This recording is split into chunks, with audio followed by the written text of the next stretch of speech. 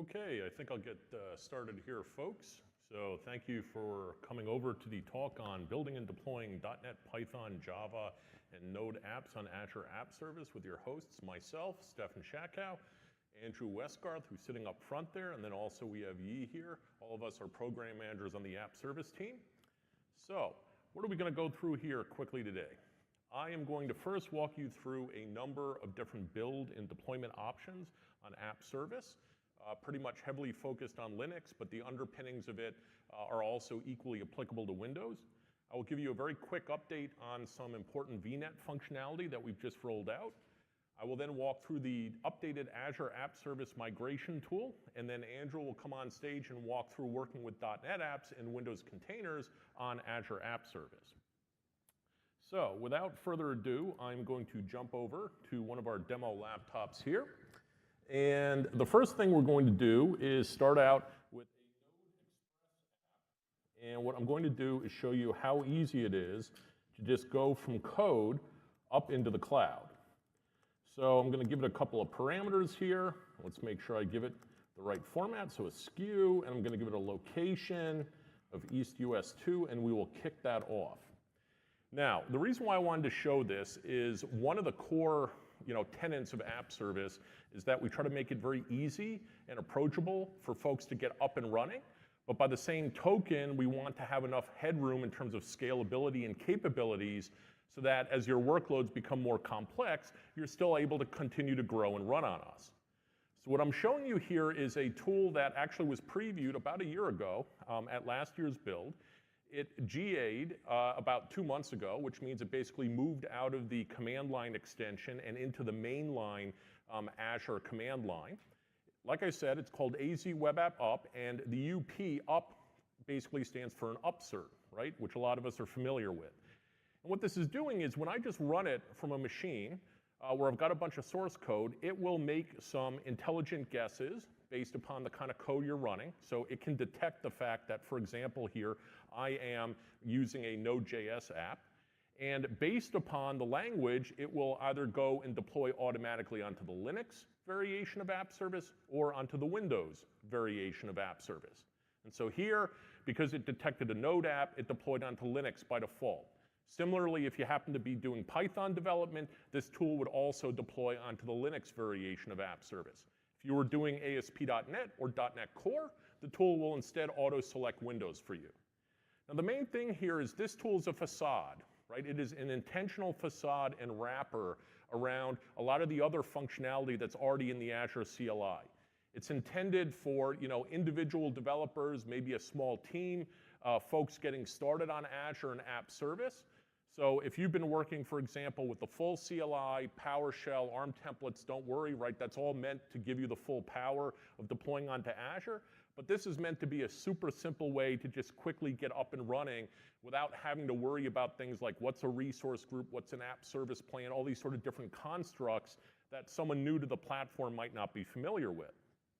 The other thing I want to point out is I intentionally picked here for the SKU F1, which happens to be the code for the free tier. And one of the things we're announcing here at Build is that we have just rolled out, literally in the last 3 days or so, the availability of a free tier on the Linux side of App Service. So if you've been working with Azure App Service for a few years, you're probably familiar with the free tier on the Windows side of the house. It's something that we've gotten a lot of feedback on. Obviously, folks that just want to try out the platform, kick the tires, they don't want to pay anything, totally cool, totally okay. And so we brought online the same capability on the Linux side of App Service, where you can also get started for free. You don't have to pay us a dime. You can go ahead and deploy your apps. You can leave them there for the next 3 years, come back, they'll still be running, and they're still available for you to try out. So okay, it looks like the deployment went through. Let's just prove that it's not smoke and mirrors. So we'll take that URL, pop on over here in the browser, and give it a whirl. And sure enough, I've got my basic Node.js Express app up and running. Probably took all about a minute and a half or 2 minutes there behind the scenes, and it did everything automatically for me on my behalf. Okay, so that's a quick run through example using Node. Let's actually switch gears and try out Python. And first off, I'm going to go through the full create experience Because one of the things that we just switched over to, again, literally in probably the last 48 hours, is when you come into the portal for app service, and if you click through the experience for creating a new web app, you'll see the layout is completely different. And we refer to this as the full screen create experience. If you've used other parts of Azure, you've probably seen a similar layout. And of course, right, the design is intentional so that instead of us getting crammed into these sort of vertical stovepipes, instead we can actually expand out a bit, take advantage of the screen real estate, show you more of the selections and choices that you can make up front. So let's go in here and fill things in. So I've already got a subscription. I've got an empty resource group that I have sitting around just for this purpose. I'll give it a name. And then the core of this full screen create is it now makes it an intentional choice for you to choose, do you want to do a code or a container-based deployment on us? Do you want to do Linux or do you want to do Windows? So in this case, since I'd like to do Python, I'm going to scroll down here and pick Python 3.7. And a couple of things to note here. First off, you might have seen it there, the screen it changed slightly and Windows got grayed out. So this is one of the things that we have built into the new create experience. It has the smarts to realize what combinations of frameworks actually make sense for which operating system. And of course, as an example, if you did full .NET framework, Linux would get grayed out because you can't run like a full ASP.NET app on Linux. Another thing that I wanted to point out is, again, we're announcing it here, which is Python support on Linux is now considered fully GA'd. If you've been following the service over the last few months, you might have seen us bringing online new versions of Python that you'd never seen before on App Service, and we brought them online on the Linux portion of App Service. And so we've got Python 2.6, 2.7, and 3.7 all available, fully GA'd, fully supported on the Linux side of App Service. So okay, I've made a bunch of choices here. I'm going to do one last thing and intentionally put myself off in a different app service plan. But again, it's nice, right? You're on the page on the same screen and you can actually see that choice instead of having to sort of drill through deeper into a blade.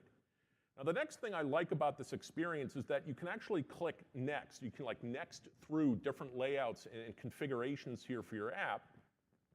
In this case, because I'm Python on Linux, it turns out we don't have automatic App Insights integration lit up for it yet.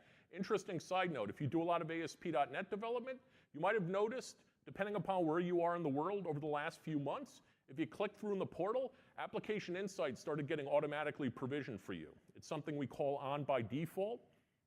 It's an intentional thing we're doing to try to help folks get the monitoring and diagnostics power of App Insights just automatically turned on. And there's a pragmatic reason why we're starting out doing that for ASP.NET, but rolling it out over the coming months to other languages is right when something goes wrong, the first thing that you don't want to hear is, by the way, did you actually integrate the monitoring tool set from Azure, right? So that's why we have this on by default concept. Now, like I said, it's not there for Python yet, but if you were doing ASP.NET, you would actually see a bunch of defaults here that you could step through. And then these are the Azure Resource Manager tags, which a lot of folks use for billing purposes and things like that. Now, when I come through here to the review screen, what's nice is we do a behind-the-scenes validation. If there was anything that we found that it looked like there was a choice that didn't make sense or some constraint being violated, you would immediately see it there. And then while the deployment's being kicked off, you actually get this status update screen, which is nice because right on app service, it's not instantly synchronous when you create an app. It probably takes 20, 30 seconds to create some of the artifacts. And a common thing, right, that drives people up the wall is, hey, are you actually doing anything or did you app service sort of wander off into space? Like, don't worry, we're actually doing stuff. And you can see it here, right? So the screen did an initial refresh and it's actually showing you something called a server farm. That's basically the app service plan got provisioned. And then the site got provisioned into the workers of the app service plan. So you actually see what's going on during the long-running operation. And then if you want to, you can also click into the operation details, like in the case of a failure, see more of what might have gone wrong. So, okay, great. I now have at least a shell of a Python app here. I'm going to click into Deployment Center. This is something I think we completely switched over to the new UX in like late January, maybe early February of this year. But it's definitely a different layout than maybe what you would have been accustomed to last year in 2018. And the idea is to sort of show for both Windows and Linux what are all of my source code control options.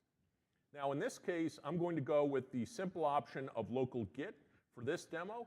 So I've got Git installed on my Windows laptop. Click through, and then the next thing is, well, since I'm telling app service I'm going to give it source code, the next question is, well, how the heck do I build this stuff? So I have two options. I can choose to build the code using the built-in build capabilities of app service, or I can use, for example, in the case of Linux, Azure pipelines, where I'll actually show you that in a few minutes. You have the ability to go out and set up a full build process. Now I'll choose the build service. What's interesting about the app service build service for Linux is that over, again, the last 3 or 4 months, we've actually completely rewritten it and re-implemented it from the ground floor up. And we've done that for Node. We've done that for Python. We are working on it for .NET Core for Linux. I believe it will roll out probably towards the end of this month. And what happened is that we worked in conjunction with the folks in Visual Studio who work on things like VS Code, Visual Studio, the broader languages, because, right, they have really great depth on languages and build systems. And in essence, we have a containerized, miniaturized build service that we now deploy underneath the hood on the Linux variation of app service. And that's why when you give it source code, we're able to actually do something with it and build it before we run it. So I'm just going to do this, git remote add Azure. So point my local repository here at my app, and then I'll go git push it. Since I've done this before, I think it'll actually remember my credentials. Cross my fingers. Now I'm going to let this run probably for about 2 minutes or so. One of the nice things about this, just from a demo perspective, is we'll get to see a lot of activity that's going on here that gives you a flavor of what this new built-in build service does inside of app service. So to give you an idea, if you work with Python, this is what the requirements file actually looks like for this little app. So it's just a starter Django app. We didn't do anything really to it, but it's going to pull in all these dependencies. Because it's a Django app and it has a little admin sub-app in it, it needs to connect to MySQL. So we need to pull in the correct MySQL dependencies to talk to the backend database. And then there are some static assets. And this happens to be one of the modules for Python that can handle serving static files correctly. Now the thing is, I'm running this from a Windows laptop, but I'm deploying to a bunch of Linux servers running up in the cloud. And so, right, rule number 1, you do not want to, for Node, for Python, for PHP, you don't want to be materializing and deploying Windows modules onto a Linux target, or vice versa. So what's cool here is this build service is running up in the cloud, and it's running on the actual Linux server, and it's reaching out and saying, okay, in our case, we happen to run a variant of Ubuntu, so it's going out and it's saying, okay, pull me down all the correct Linux packages that need to be fully expanded out so that Python Django will run correctly on Linux. Some of the other things here you'll notice, right, you can actually see it. It's parked right here now, right, so it's installing all the different packages that we went out and referenced. And this local build service also has functionality where, for example, you can set up pre-build scripts, post-build scripts, and then again for Node, as it does for Python, it will properly go out and materialize and do an npm install for you of all of your modules. So while that's running along there, I'm just going to click in here to the slide just to give you a little bit of a run-through of what we're looking at. Everything I'm showing you right now revolves around deploying source code up to app service. And it's all about using various tools to give us source code, and then us going out and doing something, building it, pulling in packages, you name it, so that you end up with a runnable application. And of course, there are a lot of different options that we have out there. Certainly, some of the most popular ones are all the Git-based options, whether it's local Git, remote Git, GitHub, you name it. And then there are a few that are unique to app service on Windows. But the overriding theme is you just work with source code, and we take care of going out and building and running that code for you. So let's pop back here to the bash window, and we can see, okay, the remote build actually completed. And you can see in here, for example, right, it ran collect static, which is something it does specific for Python. And that's actually very useful because this Django app has a bunch of static files in it, and you need to have that all gathered together. So it looks like it's built everything. It looks like it's pulled everything in. So let's go out, copy that URL. And granted, that's my SCM site, so I don't actually want to go to the SCM site. I want to go to the base site. So let's go out and run that. And great. So there we go. In about 2 minutes or so, I'm up and running with my Django app. And then just to prove to you that, yes, I can actually connect to a database, here I am. I'm beamed into like the little admin app that's within the starter template. And this is actually going out and dynamically querying a MySQL database, in this case, Azure database for MySQL. So it's just proof to you we did pull down the right binaries for MySQL, and as a result, we've got connectivity working here. Okay, so that's Python. I'm now going to flip back to Node, but in this case, I'm going to use VS Code, which I have running on my machine here. Now, first off, because this is probably going to take a little bit longer, I'm going to immediately kick off a deployment. And I've already, connected up to the cloud, and I've got my Azure extension up and running here in VS Code. So we'll say great, and then we'll let that run off here in the background. Now, in this specific case, I've got a Node.js React app. And if you've ever used a Node.js React specifically with app service, I'm going to guess that your experience has ranged somewhere between it did not work, or if you threw a big enough piece of hardware at it, it might work intermittently, but it would still fail a heck of a lot of the time. So the reason why I want to show you this is that so that you see some of the benefits of us completely rewriting and re-implementing the build service on app service. The fundamental problem that existed prior to, again, over the last few months and also specifically through April, is that traditionally the build capabilities on app service would run off of the remote file share.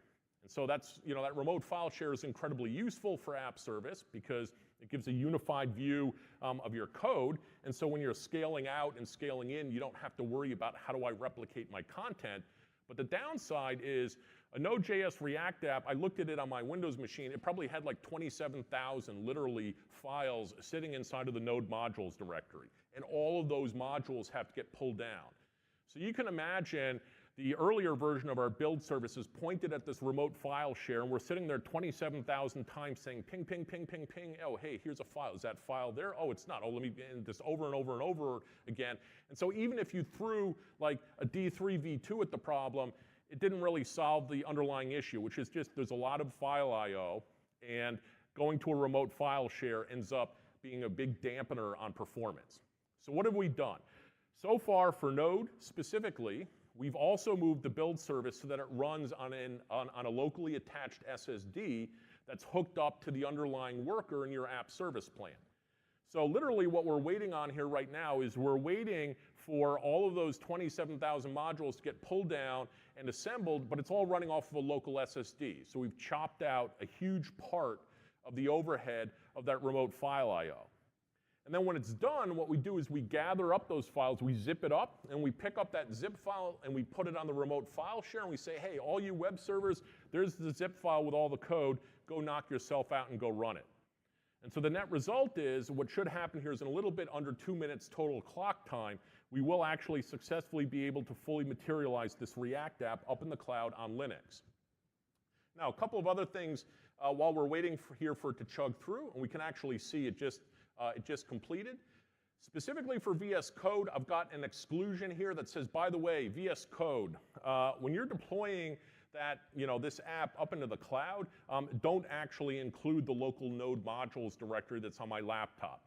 Again, twofold. No point zipping up 27,000 files, shipping it up to the cloud where we will then promptly ignore it and rematerialize all of them. And the other thing, again, I'm on a Windows laptop, so I don't really want 27,000 Node modules for Windows. I want the Linux side of my service to get me the correct OS variant of those packages. One other thing, and I'll come back to it a bit, and we'll show you here the timing so you can see exactly how long it took. I also made use of another little feature that's new specifically to Linux app service. So ahead of time, I created just an empty Node.js 14 app, and I put in a specific configuration setting here, this build flags, and you'll see it's got this value use express build. Again, we'll get it docked out there in a bit, but what this is telling the Linux variation of app service to do is it's saying, oh, by the way, that zip file that you very conveniently created for me, actually mount a virtual file system on it and just go run my app. And that's great, because if I were to sit here and get into an edit, redeploy, rebuild cycle where I'm working throughout the day, without this setting, you would quickly notice there would still be about a 30 to 40 second cold start pause every single time you rebuilt the app, because underneath the hood, we're re-exploding the zip file. So this setting tells Linux App Service, hey, you've already built all the artifacts, you've got this convenient zip, just go mount it basically as a file volume to the underlying containers, and then we've got a virtual file system sitting on top of it, and so we cut out the vast majority of that cold start. So since it looks like the app actually got deployed, let's first off prove that to ourselves. Great, okay, yay, I finally actually deployed a React app live, and it worked, and it will work consistently if you follow what I showed you. The other thing is, let's actually take a look at the timings here. So if we scroll up through all the output, you'll see here it says around 2:15:49 running Oryx build. So let's remember that timing. So it's 2:15:49 and 2:18:06. So what is that we're looking at? That's about 15:50, 16:70. So it was a little bit more than 2 minutes, like 2 minutes and 10 seconds. So when I've done this a few times, I've been clocking in about 1:45, 1:50, so I'm going to hand wave away 10 seconds and claim it was the Wi-Fi. But the point is, like, you can now actually build these React apps. They will get built successfully. You won't get these weird timeouts, and so you can actually start using that. One other quick tidbit, if you're just looking through and you're like, hey, what the heck is this Oryx thing? I've actually got links in the PowerPoint deck to their GitHub page, but this is the code name of the new build service that the Visual Studio folks have built with us. It's called Oryx, and so again, I've got links at the end of my deck. It goes over to their GitHub page where they explain in more detail what's the syntax for setting up the pre-build and post-build scripts, and it goes into details on all the nitty-gritty of what they support for Node.js and for Python. And like I said earlier, this is still very much so an active area of investment for us. So the perf optimization for the local node build, it's not there yet for Python. That should come out, like I said, probably towards the end of this month. And then .NET Core on Linux, it's currently a work in progress. But I'm going to guess if it's not May, it's probably June, where we're going to flip it over to the new build system on Linux App Service as well. So it's a lot of good stuff, and it's coming to all of the major frameworks that we support on the Linux side of App Service. Okay.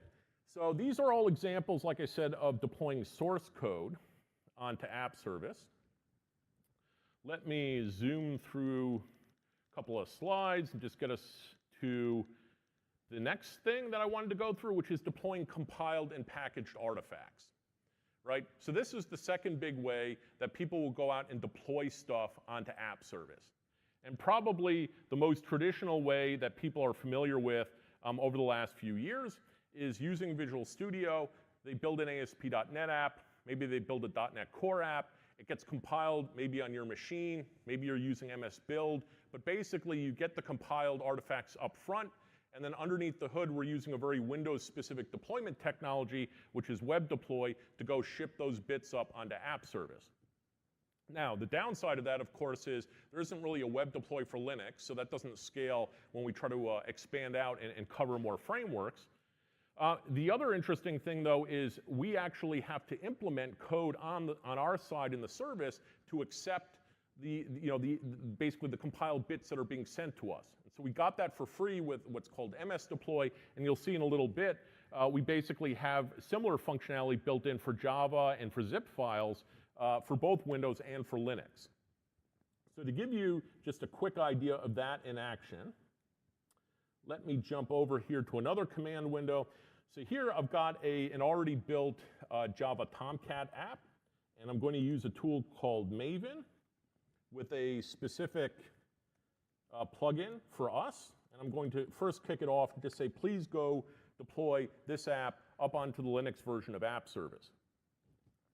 Now, to get some of this magic going, if you use the Maven tool, you can go out and issue this command, Maven Azure Web App Config. And let me just zoom that in so that folks won't go blind seeing that.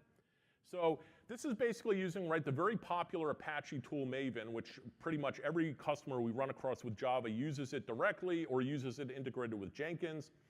We in Microsoft, with our open source folks, have built an extension for it specific to App Service, and this command, config, helps to sort of bootstrap things, because you need to be able to tell Maven where is it actually going to go out and deploy to, or more precisely, you need to tell our plugin where are we going to deploy to. So what I'm showing you here is the output from running that command. The command will actually step you through. It will ask you a few questions like, hey, what's your resource group? What version? Do you want Java 8 or not? Do you want Tomcat or not? Things like that. But the output is materialized in this XML file. And so you can see, as a result, our Maven plugin knows about the resource group, the actual app it's going to deploy, the region. And in this case, you can see it's going to Java 8, and it's specifically going to rely on Tomcat 8.5. So quick note, I think we announced it probably about a month and a half ago. We recently rolled out Java 11 support. So Java 11 is available on both Windows and on Linux.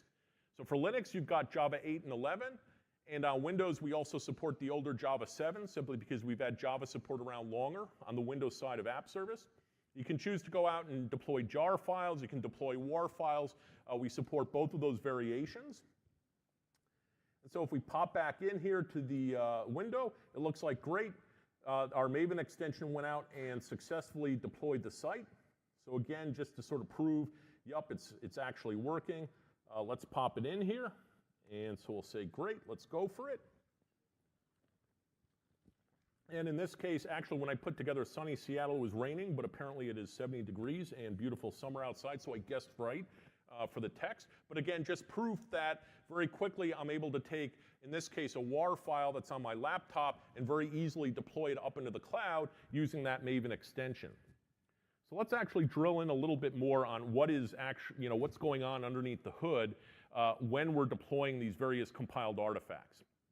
So like I said, Visual Studio and Web Deploy, that was sort of the first generation. And then over the years, we built up the ability on both Windows and Linux where you can just give us a zip file. And then what we will do is we'll look in the zip file, and again, there's some docs out there on how you can hint us on what kind of code is in the zip file, and we will just run what you give us. We won't actually build it. And the way that works is you actually use a post command. So you can do an HTTP post to us. And if you go to your SCM website and you go to API/zip deploy, that's actually how the zip file gets to us. So again, I've actually got links towards the end of my deck to a doc article that shows you how you could literally use curl to take a raw zip file or a WAR file or a jar file and just post it to us. So like literally, if you didn't want to use Azure Pipelines or Jenkins or anything else, you can just say, great, I don't care how you got that artifact, just give it to us and just post the file to us. And then what I just showed you was an example of using the Maven plugin for App Service directly to go do a WAR deployment. And so in this case, we actually have a special API, WAR deploy. Same idea though. You have a WAR file, which is effectively a zip file underneath the hood. You go call API/WAR deploy and you give it to us. And you can go ahead and do a curl post of that exact same thing. And then jar files are pretty much zip files. So our zip deploy API knows how to accept jar files as well.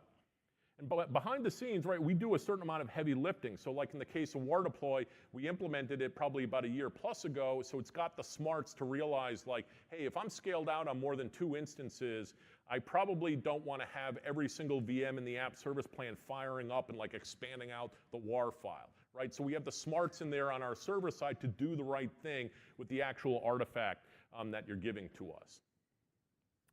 Okay, so this was the second major way, and probably a very common way for just getting code up and running on us. The last item I wanted to touch on was deploying containers. And again, full disclosure, right, on App Service, we view containers as a great way of publishing code and getting it to run on us.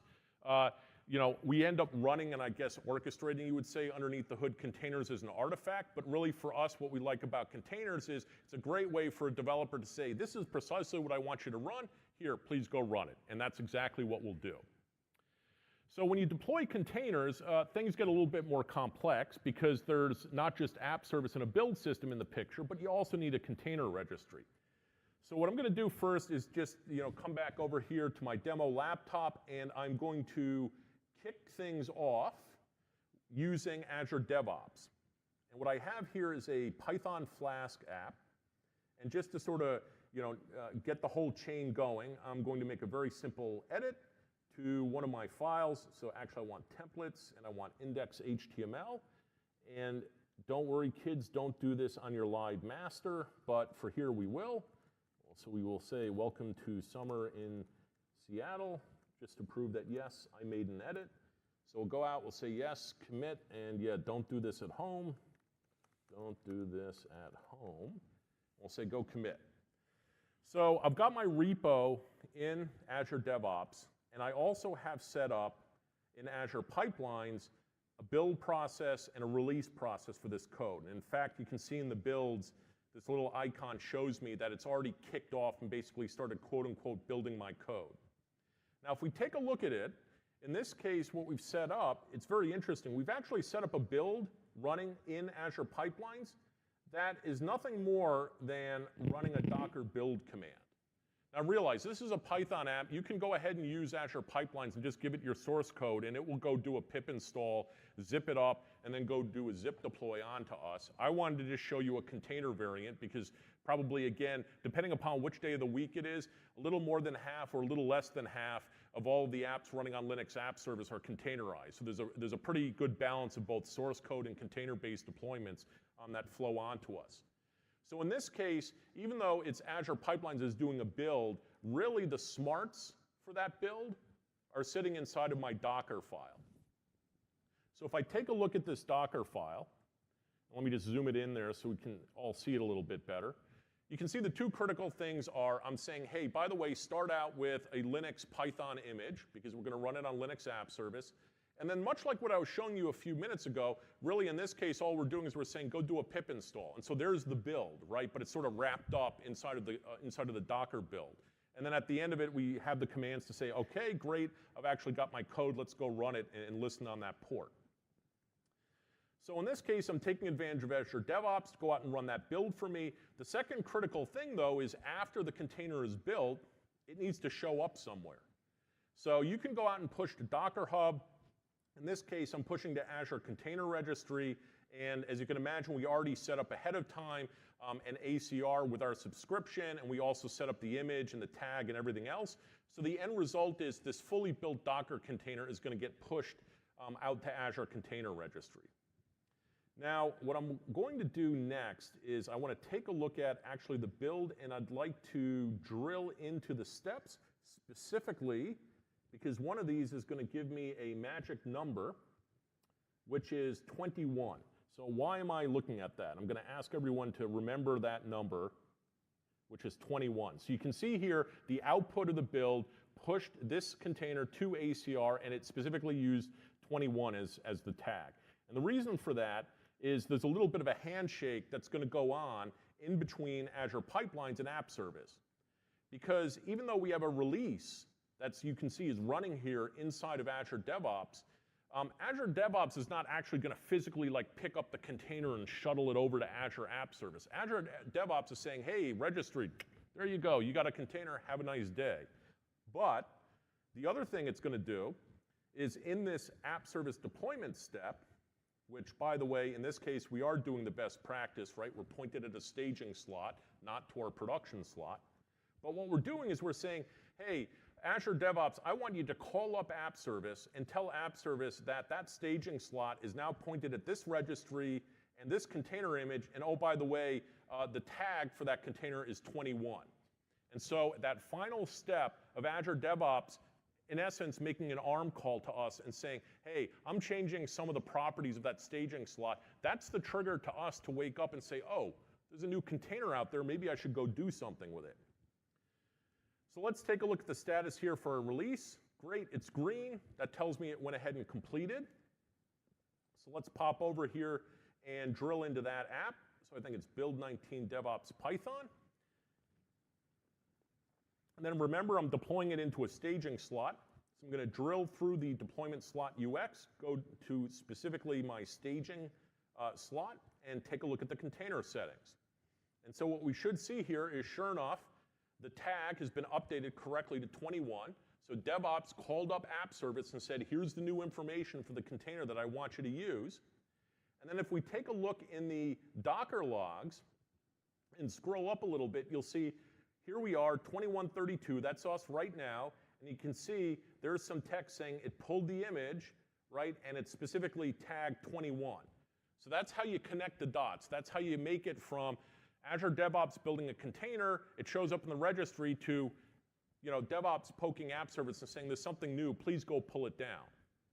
And so since from the Docker logs, it looks like everything is up and running, again, let's just prove to everyone that it's not smoke and mirrors, it actually worked. So go out and browse in, and there we go. So we've got our basic Python Flask app, and you can see, sure enough, it does actually reflect the fact that I just made a change about 5 minutes ago, so the whole process just rolled through there in real time. So let's summarize that. Deploying containers. In this case, I'm sort of going in reverse in terms of my explanation. From an app service perspective, I don't care how you built the image. I just need to know where to get the image from. And so we can pull it from Docker Hub, we can pull it from Azure Container Registry, and then if you're running your own container registry, maybe on a VM and you've secured it, no problem, you can point us at it. And then somehow, somebody out there actually has to build the container. And so, of course, invariably there's a Docker build running. Lots of folks will run Docker build on their own machines or VMs. Case in point, you can have Docker Hub and GitHub integrated, right? So when you do a push to GitHub, Docker Hub can get triggered to pull in your code, do a Docker build, and so it's all up to date. And then similarly, I showed you in Azure Pipelines, you can also push into the container registry. And then the last final step is you need to go out and tell us, hey, app service, go pick up that new version of the container. Because otherwise, even if you pushed to an existing tag, we aren't going to have any way to magically know that, oh, the container changed. So like I said, in the case of pipelines, it'll actually call us up with an ARM call and let us know that that changed. Okay. So at this point, I admit I'm going to go to my metaphorical gearbox, and I'm going to completely switch gears to something completely different. And instead of talking about build and deployment, I'm going to spend probably like 3 minutes, super fast, because I wanted to announce that here at Build, and again, just rolling out literally in the last 2 or 3 days, we finally have the preview of the new back-end virtual network integration for Linux App Service. And this is not the ACE variant, this is the public variant of App Service. It works pretty much, if you've used it on Windows, it works in the same way.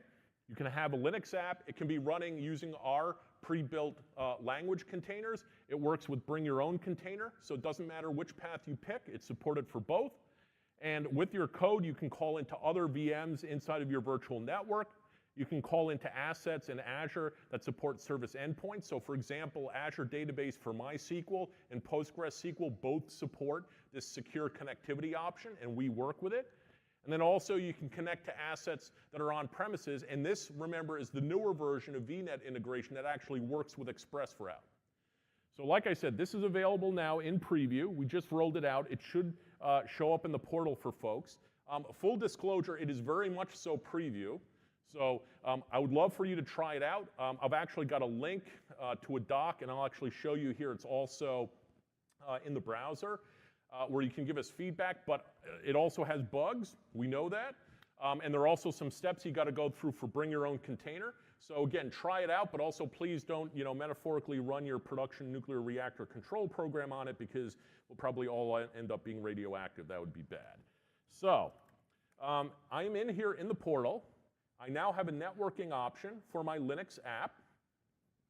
And you can see here that I have an option to click in and configure things. Now in my case, again, in the interest of time, I've already pre-configured it. But you can see I've said for this Linux app, you should be connected into this virtual network called Build19. And in this case, I guess we were lazy setting up the demo because we picked the default subnet. But you can see we're beamed into a virtual network and a subnet. So let's look at the flip side of that. So now I'm in the portal showing you Azure Database for MySQL. And specifically, I'm showing you the security options for the network connectivity. First off, note, I've specifically said no, do not allow access to anybody else in Azure. So how the heck is my app actually going to connect to this thing at a network level? The way it's going to work is because of the fact that I'm using service endpoints, I have told MySQL up in the cloud to allow network connectivity from VMs that are running inside of this virtual network, running inside of the default subnet. So that's how we get from Build19 default on the MySQL side to Build19 and default on the side of the Linux app. And again, just to prove to you, no smoke and mirrors, it does actually work. We'll go ahead and browse to that app. So great, it's up and running. And then we'll go into, once again, the admin portion of that app. So this is the part of the app that's actually querying into the MySQL database underneath the hood. And so again, just sort of proving to you that yes, I actually have a Linux app securely connected into a VNet with the new preview connectivity, and it's going back out to Azure Database for MySQL Server. So like I said, that's available now. And also to reiterate, if you got questions or you need more info, things like that, you'll notice that when you click into the experience, it's got a little bit of a banner here. This is actually clickable. It leads to basically our FAQ on some of the notes about it. And again, you can also log issues there just to let us know, give us feedback, things like that. All right, so now to round things out, I'm going to switch gears over to the Windows side, specifically of App Service. And for myself, touch on very briefly, I wanted to make another announcement, which is we rebooted and rewrote the application migration assistant for App Service. Some of you might have noticed there actually was a migration assistant for quite a few years. It eventually sort of wasn't being heavily maintained, and so of course, right, people would go to it and say, hot diggity dog, I'd love to use this, and they're like, it's sort of out of date, doesn't really seem to work anymore. So we've completely rewritten it, re-released it. That's the URL. You see there's an option to download. So there's a downloadable version of the Migration Assistant that you can actually run locally on a machine. And then there's also docs up there that explain all of the compat checks we make, as well as a web-based scanner if you happen to be working with a website that's internet accessible. So I'm going to flip back here to my laptop. I'm not going to run through a live migration because, again, it'll take a few minutes. But this is actually the new version of the App Service Migration tool installed right here on the laptop I have up here on the podium. And in this case, it already scanned IIS that I have installed on my machine. And if I click through to that demo website, you'll see that it gives me a few warnings and an error. And in this case, I intentionally, just to sort of show what it's doing, I intentionally went out and configured IIS to listen on something other than port 80 and 443. So in this case, I just picked some random port, 8087, and you can see that the migration tool is flagging it. So if you use this tool, like I said, it will find probably 15 or 20 different incompatibilities that we know would cause problems. We'll tell you about it. We'll give you a link up to the website where we explain it in more detail. What's actually cool is it's a good website. Like if you look through it, it actually explains in detail like all the various things we're looking at. So it's pretty good just like pre-reading. Now, if I went out and actually had this listening on port 80, I would be able to click through, and much like the command line AZ web app up command does a lot of stuff automatically for me, this tool will walk you through and say, okay, fine, I'll go create a resource group. Where do you want to be deployed in the world? You don't have to know all the underlying commands to go do that. And then we will literally take, in this case, it's an ASP.NET Web Forms app. We will zip it up. We will go out and web deploy it up onto App Service for you. And then the end result is you have an app up and running on App Service that was formerly running on your machine. So if you happen to be in the business of like assessing apps for suitability to run on App Service, or you've got a lot in your portfolio and you're like, hey, is there some way that I can at least sort of grind through and just see what has a chance of working and what doesn't? We've got this updated tool that I think will make that a lot easier for you. Also, it's under constant development. So what you see right now is sort of the G8 version of it, but we're continuing to update and improve on it. Okay, so at this point, I'm going to hand it over to Andrew, who will talk to you about Windows containers. And I will shuffle off stage to make space.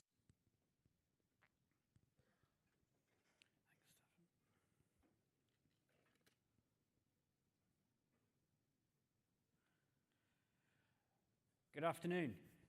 So it's good to be back at Build and talking about what we're doing with Windows Container Support, because we launched this in extremely private, quasi-public preview back in May last year, Build 18.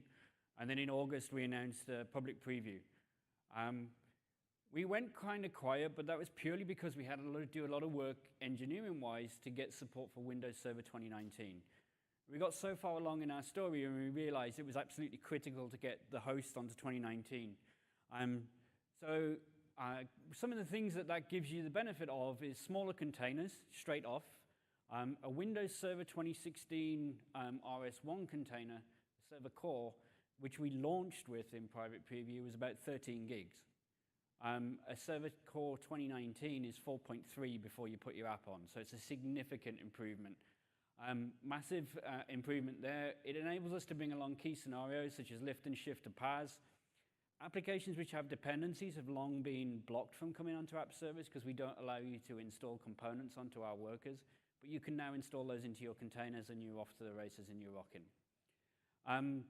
Things that are blocked by our sandbox, so we have a tight security sandbox so that we can be truly multi-tenant. So things like PDF gen in the past has been a challenge with certain components, and that sort of scenario is now supported, and this ultimately aids with data center migration where we've got applications that were developed by contractors or people that used to work for the company, but we don't have the source code. So what do? They're sitting on a 2003, yep, we know it still happens, 2008 server, and we need to get them off, so how can we assist? Containerization is one of the things that we can do there to help. We are available in 6 regions globally. We will expand that as we get closer to GA and past that. And we now support bring your own storage with Azure files. I'm going to go through some demos, fairly quick paced, and we're going to do the canonical hello world for this. So I'm in VS 2019. I'm going, oh, there we go. Yep, I'm in VS 2019. I've got a .NET web app. So I'm doing a new project, but I'm trying to simulate what we do with an old .NET Framework project here, and I'm just going to create that today. So build demo, let's call it build 19 demo, there we go. And we'll create that with 4.7.2, it could be 3.5. I found myself doing some .NET 2 demos the other day.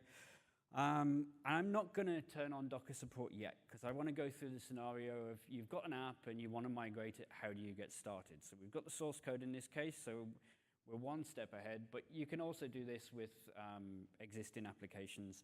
And I'm going to be on the booth all week, so if you want to go through things like that, I can do demos all week. So I'm going to add Docker support. Now there's a couple of ways we can do this now in Visual Studio. We can do it by just right-clicking, adding Docker support, and it just adds a Docker file. And we can build and do that locally. Or we can choose to go down the container orchestration route, and we can choose a container orchestrator. Now we are going to go down with Docker Compose, because my long-term aim is to take this into DevOps and do a full release pipeline and build so you can see how it integrates with our service. So I've got this running locally. Visual Studio is doing a restore, building those containers. I've been smart here. I have these containers already on my machine, so I have a local cache. We do the same thing in app service. So we cache a couple of containers, the most common base containers that we expect customers to deploy their apps on. So the 4.7.2 Windows Server Core LTSC 2019 image and the Nano Server 1809 image. That means whether you deploy a .NET Framework or a .NET Core image, if you build off those base images, all we ever download and extract is your application, your differences. So it means that we can get up and running a lot faster. So now I have my container, and what I'm going to do is I'm going to go into the portal, and we're going to just miss the step. Let's just publish that one. So we're going to go to container registry. I already have one running. Let's wait for my subscription to come up. You can use Docker Hub. You can use a private registry. Today I'm just going to use this one because I've already got it set up here, and this is the one that I want to use. So up to my Docker, my ACR repo, and that's going to manage that, publish that, and off we go. And in the meantime, what we're going to do is we're going to start creating the web app. Are we published? Yeah, published is completed. In the background, carry on, yep. So I'm going to choose my subscription, my demo subscription, and we will choose my build demos.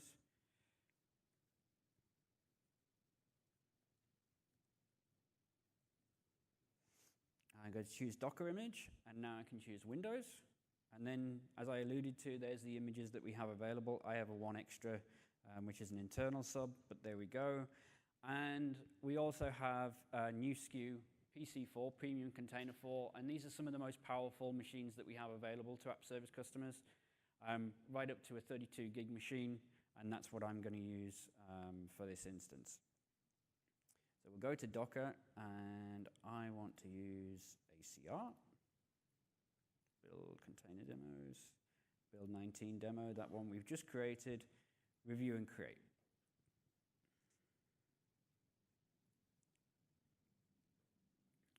So we're going off and creating that site, and then immediately we start doing a Docker pull and a Docker extract with that instance. So while that's going on, I'm going to log into my DevOps environment as well.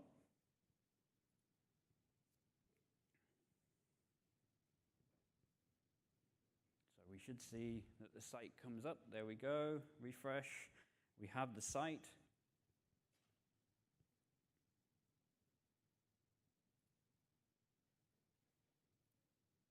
Browse to it, and we will see our splash page, landing page, while we're loading the container on the first hit. Oh, wow. So I built that on my ASP.NET base image, the Server 2019, and it came up even before I expected to see a splash screen. So that's one of the benefits of the investments that we've made in 2019. One of the other things that is important with Windows container sites is to enable always on. So always on is a setting that we have to make sure that the site never goes cold, and then you don't end up with a clean Docker pull while your site's actually gone warm down. So that's enabled by default inside the portal for new sites, but if you've created a site previously in any of your investigations, I would recommend going and turning that on. So next, we're going to do a bit of pre-work. I'm going to create a deployment slot because we also support those with Windows containers. So let's go and create a staging slot, because there's no way I want to publish direct in. So there we go. So that's creating another site for us, another Windows container-based application site, and that's all ready for us to publish to. Oh, failed to create. Why? That's not what I want to see. Let's see if that helps.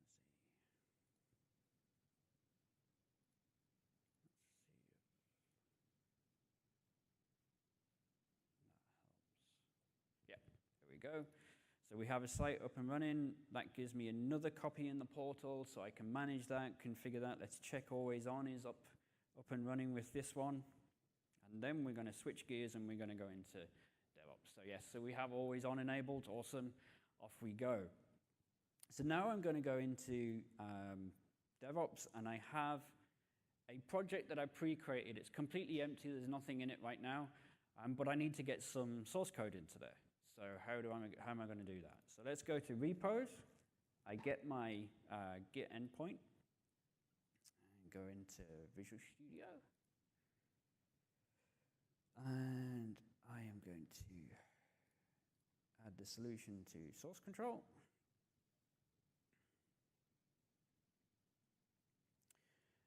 Go into my team settings and sync. And I'm going to publish this repo up.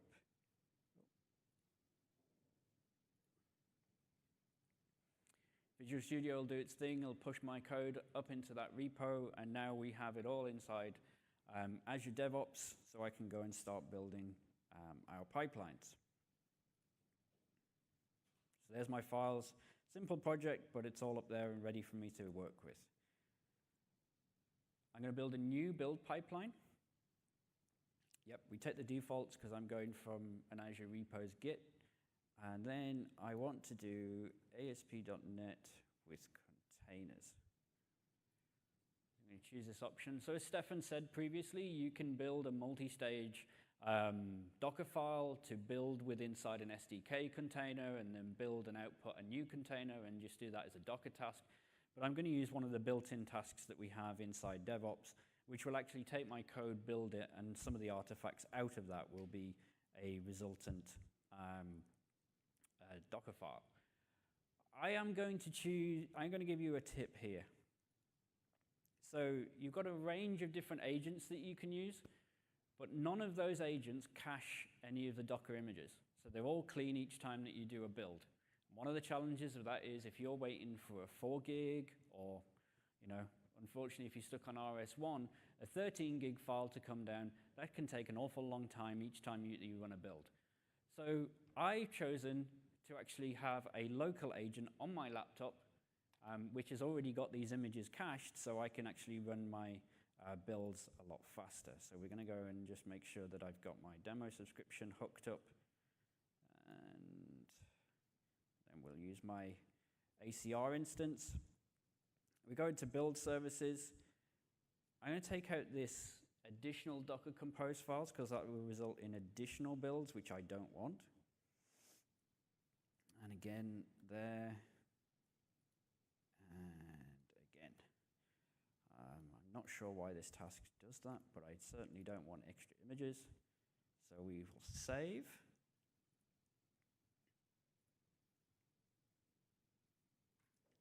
And now I'm going to make a small change and push that up.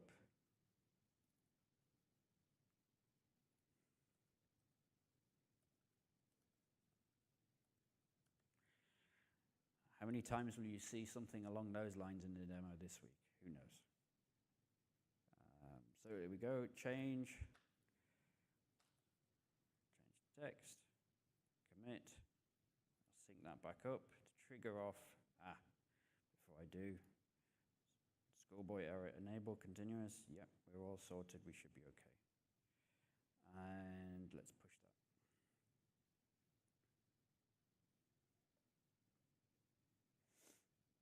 So we should see that this build a build kickoff. No, have I missed a step? No, I don't want that. Well, we'll run it manually. And I'm going to choose my laptop pools. Yep, we're good. We'll build that. I'm rapidly running out of time here. And then what we can do while that's building is we can build the same similar type of pipeline that Stefan was showing with his Linux app earlier. And we can build a new pipeline. And one of the things that we're pleased to see rolling out right now is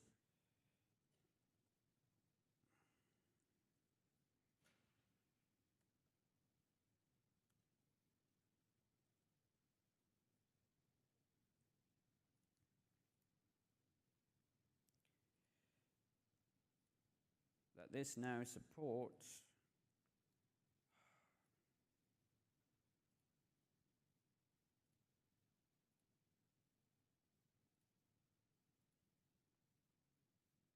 I'm not seeing the option. I've lost my way.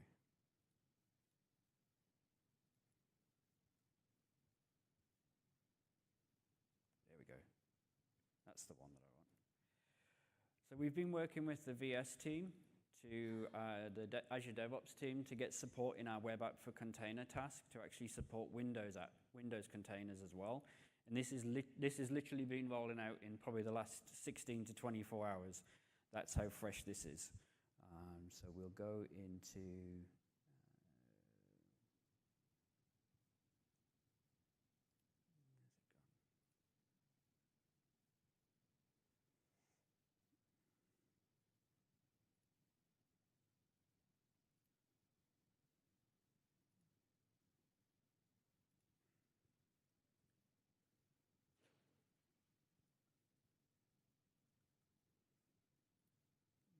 deploy to a slot. We know it's called staging. Nope.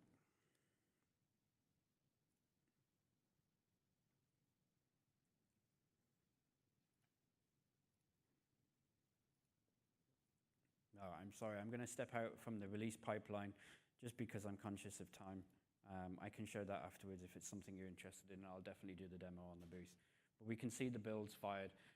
The idea is with the release pipeline, and I've got it set up in another project, we actually trigger off release to app service based on the fact that ACR got that new image, and then we can go through and we can do a swap exactly the same way as we can do with Linux apps, code apps, whichever way that you wish to bring your application to app service.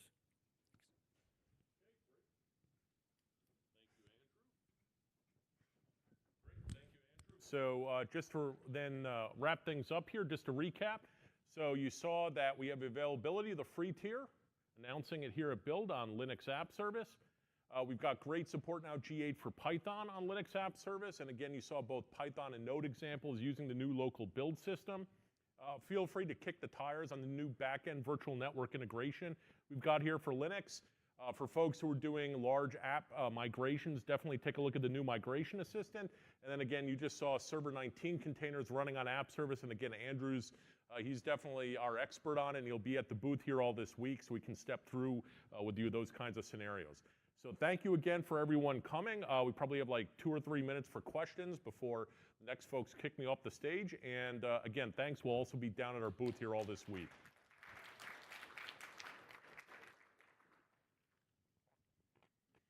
Yeah, great. If you got questions, come on up to the mic, just because actually all this is recorded.